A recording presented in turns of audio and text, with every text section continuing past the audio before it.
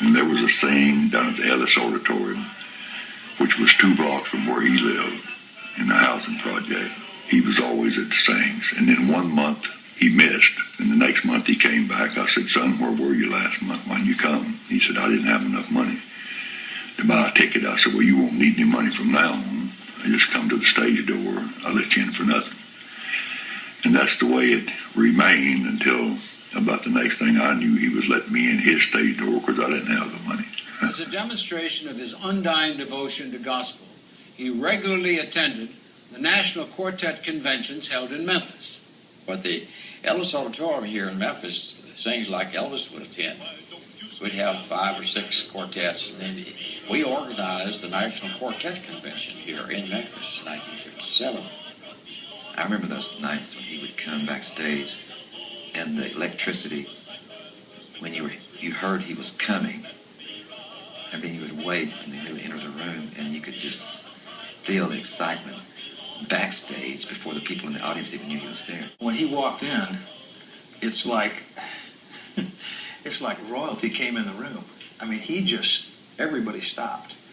And I was just totally in awe because I'd never met anybody like him. He always showed up every year, and now looking back on it, it's because he wanted to be part of that. That was important to him. It wasn't like he was doing it for anything like promotion. It was, I think he had to be there or he had missed something.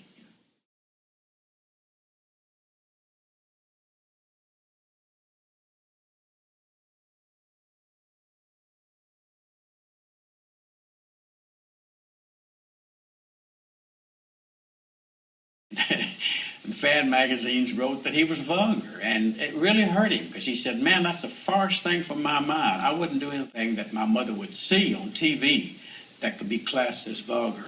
Actually, he cried when he found out that the people were putting him down about that, and he thought, well, what else can I do? That's all I've ever known. I do it in church, you know. He just moved around. We don't want him to waste our time, our money. Well, when he came back in, the Jordanaires didn't go over the piano where he was singing.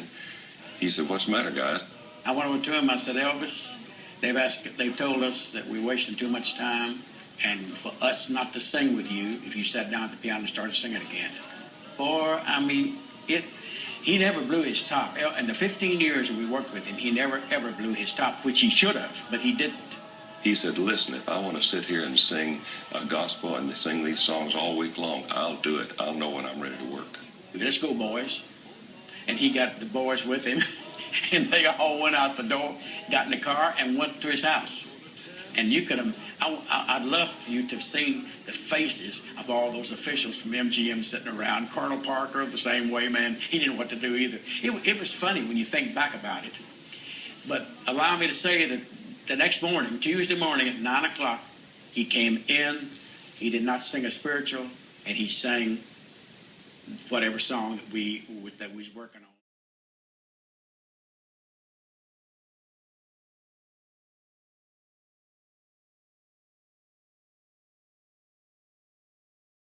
If you had a financial problem and he could work it out, he would give you whatever you needed for that. If you had an emotional problem, he would sit with you and he'd read a passage from the Bible and talk to you, help you try to figure out your problem. And if you had a health problem, you know, he would try to work that out. If he had to send you to the best doctors that he could find, he would do that. If you had to have some kind of surgery, he would pay for that.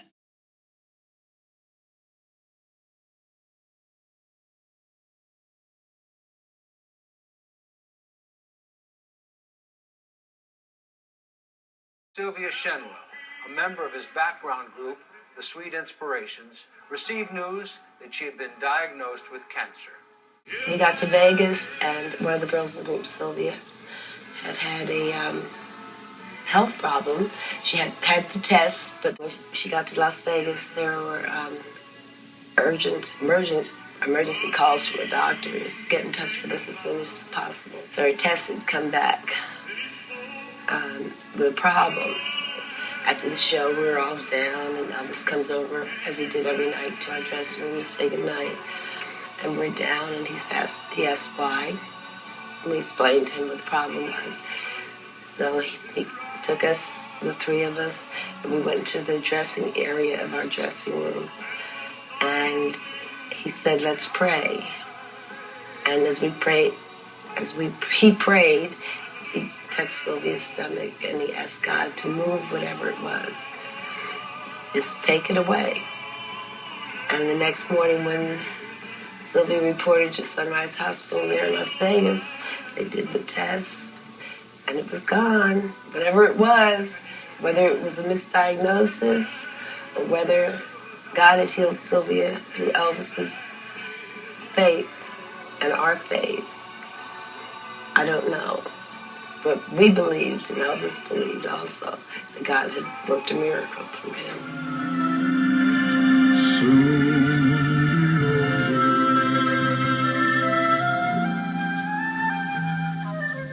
American Trilogy was emotional to Elvis because that song speaks of love of country. And I think anytime he spoke of love, whether it be love of God, love of country, love of his fellow man, love of his child, his wife, he would get very emotional.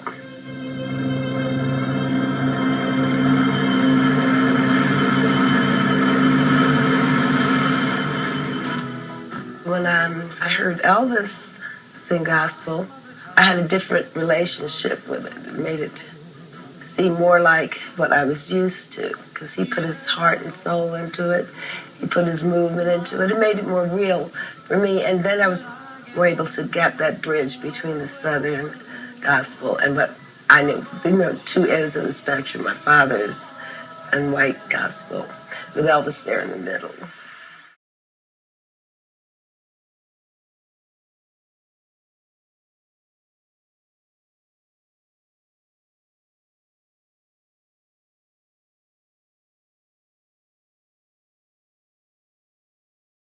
Our first chance at really recording with Elvis was on the How Great Thou Art album. And that's when he really got to know us personally. He had heard of the group. He knew Jake, of course, but the other guys were new to him. And how things go with Elvis, he kind of filed it back there somewhere. And when it was time to go to Vegas, we went to Vegas with him at 69. As his singers and musicians quickly discovered, performing on the stage was only a portion of their responsibility. In reality, they found themselves singing more off stage than on. Every night when we finished, no matter what the time, we went upstairs and we sung to his friends. He'd gather them all around, and he liked the gospel music so much that he would almost force them as his guest to listen to gospel music. And if they wouldn't listen, he'd get up on the piano bench and he'd stand up there and wave his arms and make them listen to the gospel music because it was what he liked. He had everybody, he said, I want the Imperials to sing this song. He touched me. He said, I want everybody to get around in a circle and hold hands. They get around and held hands. He said, okay, bow your heads and listen to the words of this song. Quietness in the room, of all these people, whoever from every walk of life. A lot of people were exposed to gospel music, and to hear that kind of a message in a song that probably they never heard before. And it's because of him and his love for this kind of music. He had this real fancy suite. It had this real nice shower stall in it. And he liked the reverb sound, so he said he wanted us to come in. We went in the shower stall and sung Sweet, Sweet Spirit for Elvis so he could hear that song with the natural reverb in it. And I remember that we were standing in a circle one night, and this was in Vegas. And he said, I want you all to close your eyes. And he said, we weren't going to pray, but he just said, I want you to close your eyes. And I was thinking in my mind, I'll never forget this. I was going to say, Elvis, what do you think about heaven? I was going to ask him what he thought about heaven. And I had my eyes closed, and he said, Jim, we're going to get to that in just a moment. And I opened my eyes, and I said, to what? He said, you were going to ask me about heaven, weren't you? And I said, yeah. He said, we'll get that in just a minute. That blew me away. I don't know how how that happened.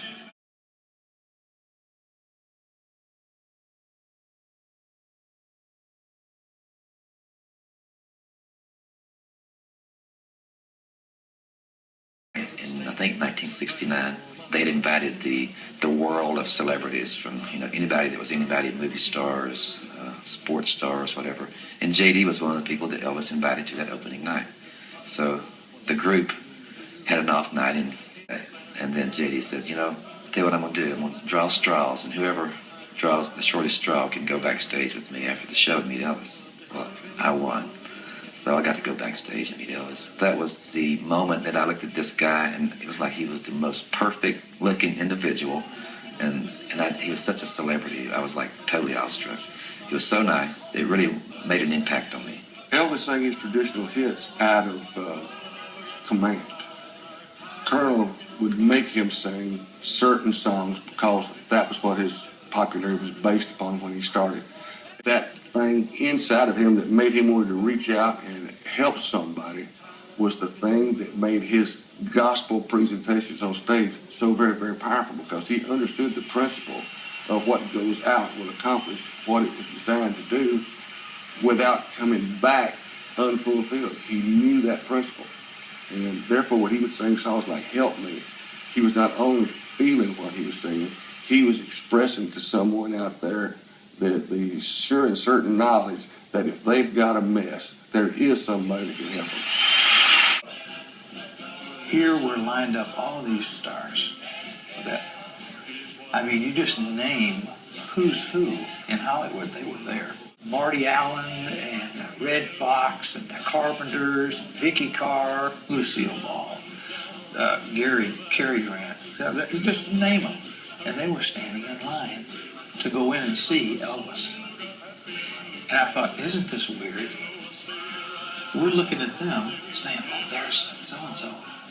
And they're there to see the guy that we're working for. And grew increasingly uncomfortable with the adulation lavished upon him. We were in Notre Dame playing a show at the arena there at the college, and right in the middle of the show, across the very center of the arena, a bunch of girls had bought the center seats all the way across. It was a long row. And in between songs, in the middle of the show, they picked their moment, and they all stood up. And across the center of the arena was this huge banner that said, Elvis, you're the king.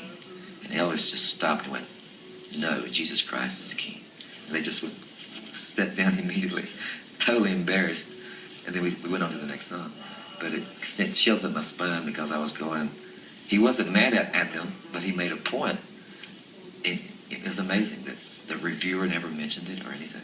But I would never forget it. It was a big moment for me. If Elvis had, one of his strengths was the fact he had a big heart. One of his weaknesses was his heart was too big. And there were people that took advantage of that. And at the end, Elvis had pretty much given away almost everything.